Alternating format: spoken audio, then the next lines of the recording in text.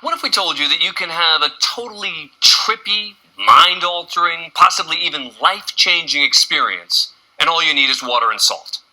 Fans of this hot new trend are spending time in isolation tanks, where they say a dip can help ease your physical problems and maybe even mental ones.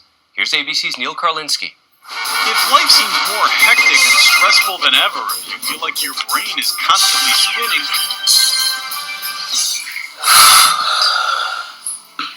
Nightline is about to take you on a journey to a strange alternate world on the other side of this hatch. Here's the big reveal. This is a unique opportunity for stillness and rest and privacy. 31-year-old Sean McCormick is in the sensory deprivation business. You'll go one foot in, other foot in, and then you'll pull this over you as you sort of crouch down. Here at Float Seattle, customers are offered a chance to get away from it all by floating in a closed box filled with 10 inches of water loaded with 1,000 pounds of Epsom salt. There's no light, no sound, no distractions. All you do is float. It can be harder than it looks, and for some people, they enter a state of deep meditation, even hallucinate.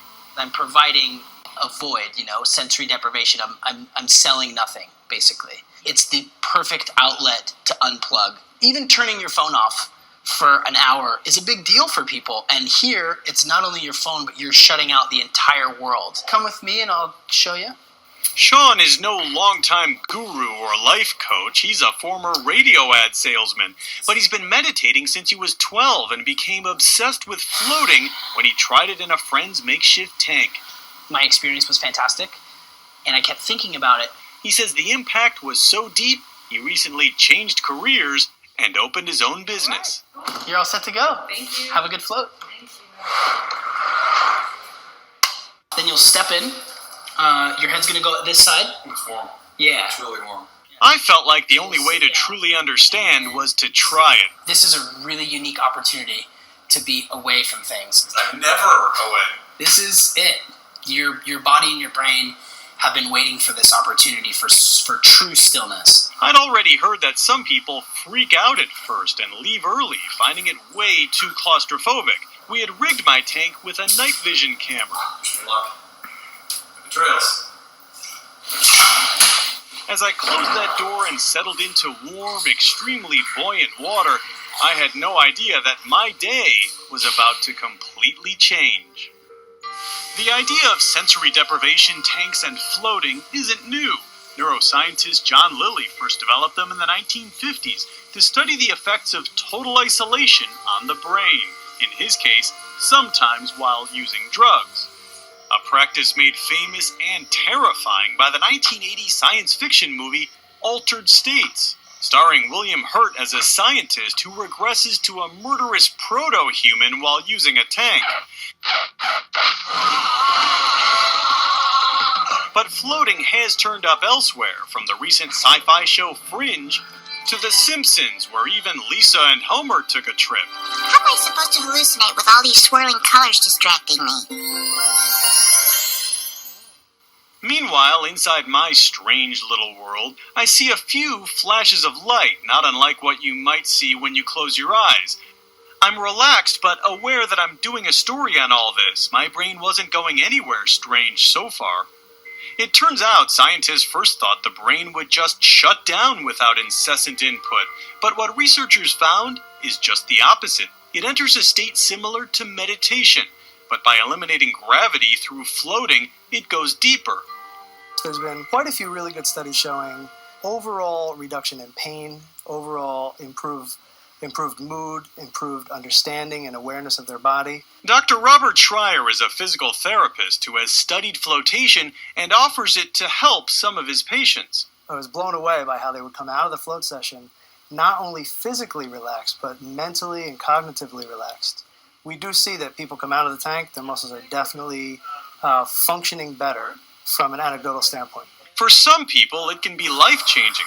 Ashley Whitson, a cardiac care nurse, says she quit smoking and drinking after she began floating and seeing things in a whole new light. There was that immediate impact. I mean, you walked out the door from a float, we're going to light a cigarette, He said no. Yeah. I couldn't do it.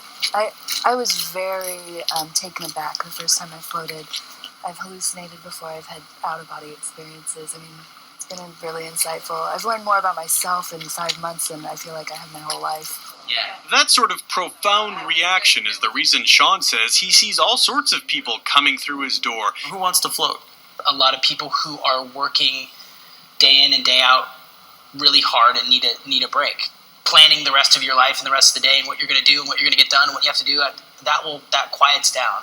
You can't see it in my face, but somewhere around the halfway point of my hour inside, I go somewhere, and it isn't at all like a dream.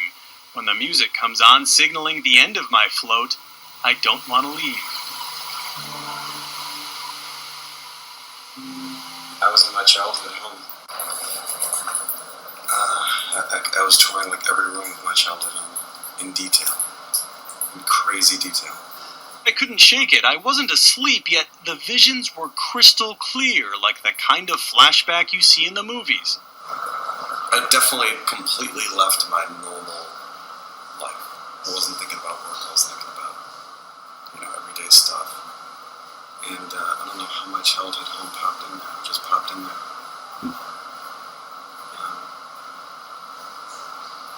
The kitchen table where I ate, my bedroom, other, brother and sister's room, my parents, the family dog.